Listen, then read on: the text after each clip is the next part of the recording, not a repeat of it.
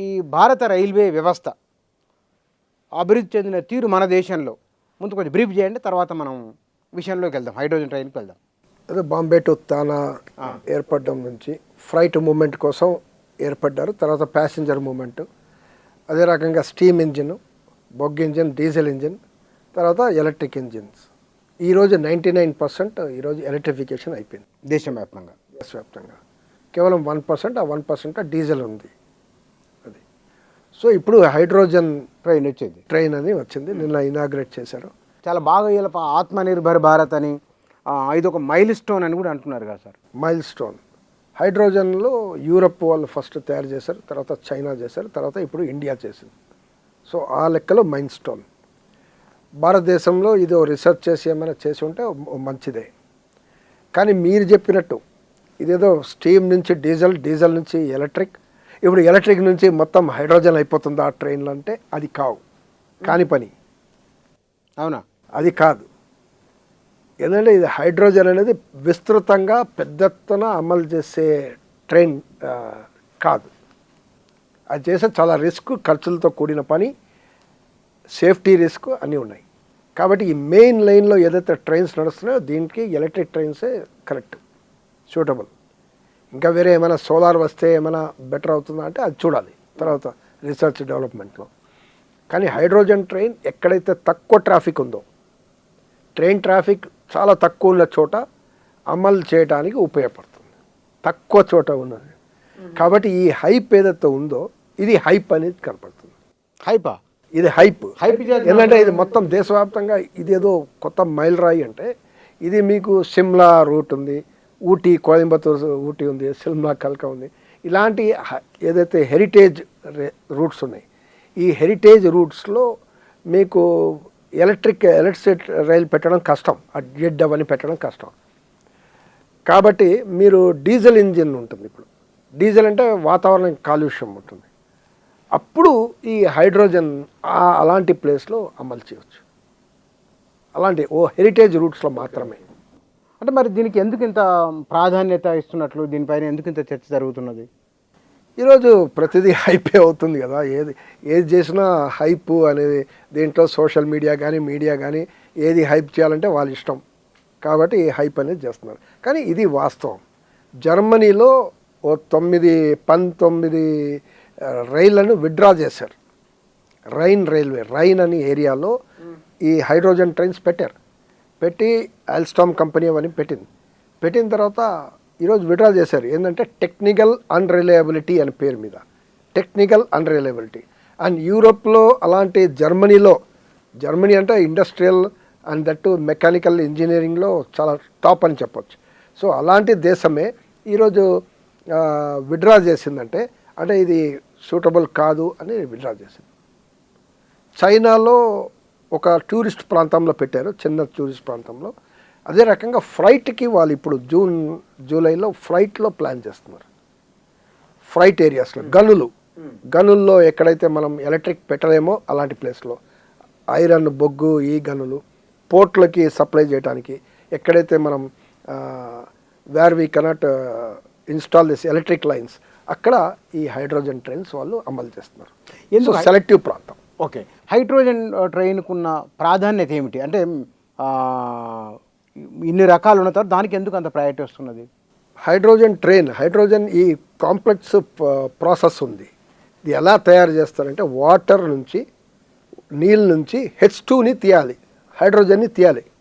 చాలా electricity pressure వేసి తీసి దాన్ని కంప్రెస్ చేసి స్టోరేజ్ చేయాలి. మళ్ళీ దాన్ని సెల్స్ రూపంలో పెట్టి, సెల్స్ రూపంలో పెట్టి ఈ ట్రైన్లో పెట్టాలి. ఈ ట్రైన్ సెట్లో పెట్టిన తర్వాత బయట నుంచి ఆక్సిజన్ తీసుకుంటుంది. ఈ ఆక్సిజన్, హైడ్రోజన్ మళ్ళీ ఇదే కలయికతో మళ్ళీ ఎనర్జీ తయారై వాటర్ వేపర్, నీటి ఆవిరి బయట వస్తుంది. సో ఇది క్లీన్ ఎనర్జీ, నీటి ఆవిరి బయట వస్తుంది. దీంట్లో ఈ ట్రైన్ మూమెంట్ అవుతుంది. సో హైడ్రోజన్ ఏదైతే ఉందో, hydrogen is inflammable gas. Okay, చాలా డేంజరస్, అంటే సేఫ్టీగా ఉండాలి, చాలా సేఫ్టీ పాటించాలి. మరి ఇండియన్ రైల్వేస్ ట్రాక్ రికార్డ్ సేఫ్టీలో మనకు తెలుసు, చాలా యాక్సిడెంట్లు అవుతున్నాయి. ఇవన్నీ కరెంట్ యాక్సిడెంట్లు. ఈరోజు ట్రైన్ ఖాళీ కోచెస్లో మనకు షార్ట్ సర్క్యూట్ అంటారు, ఇది అంటారు. షార్ట్ సర్క్యూట్తో కాదు, బట్ డిఫరెంట్ రీజన్స్తో ట్రైన్స్ కోచెస్ మంట రావడం ఇవన్నీ మనం చూస్తున్నాం. సో ఇది హైడ్రోజన్ చేయాలంటే చాలా సేఫ్టీ మీద చాలా జాగ్రత్తలు అనేది ఉండాల్సిన అవసరం ఉంది. అది టెక్నికల్ అన్రిలయబుల్ అని జర్మనీ విడ్రా చేసింది. ఇప్పుడు భారతదేశం దాన్ని అమలు చేస్తున్నారు. ఈ ట్రైన్ సెట్స్ మన దగ్గరే తయారు చేశారు. పెరంబూర్లో ఇంటగ్రల్ కోచ్ ఫ్యాక్టరీలో ఈ ట్రైన్ సెట్ అనేది తయారు చేశారు, ఇంజిన్ ప్లస్ ఇది. కాకపోతే కాంపోనెంట్స్, కెమికల్స్, సేఫ్టీ వాల్వ్స్, అదే రకంగా కొన్ని ఇంపార్టెంట్ కాంపోనెంట్స్ జర్మనీతో జాయింట్ వెంచర్తో చేస్తున్నారు. సో అక్కడి నుంచి తెప్పించి అవి మన దగ్గర ఇన్స్టాల్ చేసి ఆ రకంగా నడుపుతున్నారు ఇప్పుడు ప్రస్తుతం. సో ఇప్పుడు ఎక్కడ పెట్టారంటే జిండ్ అండ్ సోనేపేట్ మార్గం హర్యానాలో ఇది ఇనాగ్రేట్ చేశారు, అమలు చేశారు.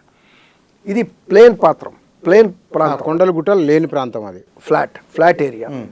కాకపోతే ట్రైన్స్ మూమెంట్ తక్కువ ఉంటుందంట. అంటే సో ట్రైన్ మూమెంట్ తక్కువ ఉంటుంది. అంటే ఇప్పుడు మిగతా ట్రైన్స్ ఎలా ఉంటుంది, ఇప్పుడు మెయిన్ లైన్ ఢిల్లీ, బాంబే, ఢిల్లీ, చెన్నై, హైదరాబాద్ ఈ రూట్ ట్రైన్స్ పోతూనే ఉంటాయి. అవును. సో ఇక్కడ ట్రైన్స్ మూమెంట్ తక్కువ ఉంటుంది కాబట్టి అక్కడ అమలు చేసాం అంటున్నారు. కానీ ఇది అలాంటి ప్లేసెస్లో అమలు చేస్తే ఉపయోగమా అంటే డీజిల్ని విత్డ్రా చేసి దాని ప్లేస్లో అమలు చేస్తే ఒక రకంగా ఒక అడ్వాంటేజ్ ఉంది. డీజిల్కి స్టార్టింగ్లో మీకు ఖర్చు తక్కువైనా తర్వాత ఆపరేషన్ కాస్ట్ కొంచెం ఎక్కువ ఉంటుంది, ఎందుకంటే డీజిల్ మీరు తీసుకోవాలి.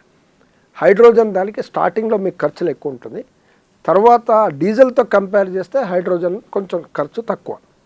డీజిల్తో కంపేర్ చేస్తే ఎలక్ట్రిసిటీతో కంపేర్ చేస్తే హైడ్రోజన్ ట్రైన్ అనేది చాలా ఎక్స్పెన్సివ్. అవునా? 3 రేట్లు. ఎట్లా? ఎలక్ట్రిసిటీ ఏంటంటే మీరు డైరెక్ట్గా గ్రిడ్ నుంచి ఆ కరెంట్ తీసుకొని ట్రైన్ నడుపుతుంది. అవును. ఇంజిన్ ఎంత వాడితే అంతే కరెంటు. ఇక్కడ అలా కాదు. మీరు ఈ హైడ్రోజన్ ఎలక్ట్రాలిసిస్ కెమికల్ దీంట్లో వాటర్ నుంచి హైడ్రోజన్ తీయాలి. సో హైడ్రోజన్ తీసేదానికి ఎలక్ట్రిసిటీ బాగా ఖర్చు అవుతుంది. తర్వాత కంప్రెస్ చేయడానికి ఎలక్ట్రిసిటీ స్టోరేజ్ చేసి మళ్ళీ అక్కడ రిలీజ్ అవుతుంది, మళ్ళీ అక్కడ ఎలక్ట్రిసిటీ రిలీజ్ అవుతుంది, అది కూడా వేస్ట్ అవుతుంది, అంటే అది దేనికి పనికిరావు. సో 3 times కాస్ట్ ఎక్కువ అవుతుంది అనేది ఎక్స్పర్ట్స్ టెక్నికల్ వాళ్ళు చెప్తున్నారు. మరి ఈ ప్రతిపాదన ఎందుకు ఇప్పుడు ఖర్చు ఎక్కువ అవుతున్నది అన్నప్పుడు ఎందుకు తీసుకొచ్చినట్టు దీన్ని? మరి ఇది ఇలాంటి ప్రాంతాల్లో ఉపయోగపడవచ్చు. ఎక్కడైతే తక్కువ ట్రైన్స్ వాడుతున్నారో అలాంటి తక్కువ ట్రైన్ మూమెంట్ ఉంది, 1, 2 ఉంటుంది, రోజుకి 4 ఉంటుంది, అక్కడ హైడ్రోజన్ వాడితే మీకు పర్వాలేదు, యూస్ఫుల్. ఎక్కువ ట్రైన్ మూమెంట్ వాడితే హైడ్రోజన్ మీకు కాస్ట్లీ అయిపోతుంది.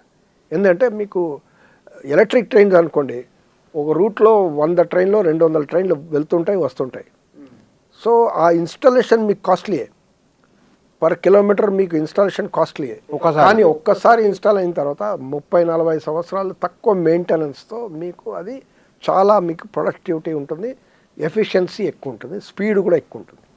ఇది అలా కాదు, మీరు తక్కువ స్పీడ్తో నడపాలి. ఎక్కువ టన్ను పెట్టారనుకోండి, ఎక్కువ వెయిట్ పెట్టారనుకోండి హైడ్రోజన్ ట్రైన్లో, మళ్ళీ ఎక్కువ ఫ్యూయల్ అవసరం పడుతుంది. సో ఈ రకంగా ఈ హైడ్రోజన్ ట్రైన్ ఇలాంటి నార్మల్ పర్పసెస్కి మెయిన్ లైన్లో 24 కోచ్లు పెట్టుకొని నడిపే లైన్లో అసలు పనికిరాదు. అంటే ఇది చెప్పాలి, మీడియా ఏ పర్పస్కి ఉపయోగపడుతుందని చెప్పాలి. ఎవరైతే ప్రభుత్వం కానీ ఎవరు కానీ ఇది ఈ పర్పస్కి వాడతాం హైడ్రోజన్ ట్రైన్ అని చెప్తే ఉపయోగం. చెప్పకుండా ఇది హైడ్రోజన్ ట్రైన్ అనేది ఇదేదో పెద్ద మైలురాయి అని ప్రకటిస్తే మనం ఏమనుకుంటాం అంటే టోటల్గా ఇప్పుడు డీజిల్ ఎలక్ట్రిక్ తర్వాత నెక్స్ట్ అంతా భారతదేశ వ్యాప్తంగా హైడ్రోజన్ ట్రైన్ నడుస్తుంది. మేము కూడా ఒరిజినల్గా అదే అనుకున్నాం. రిసర్చ్ చేస్తే ఇలా తెలిసింది. మీరు ఎక్కడ దీన్ని రీసెర్చ్ మనం చాలా స్టడీ చేస్తే, టెక్నికల్ స్టడీ డిఫరెంట్ ఆఫీషియల్స్తో మాట్లాడితే మనకు చాలా ఇన్ఫర్మేషన్ అనేది వస్తుంది.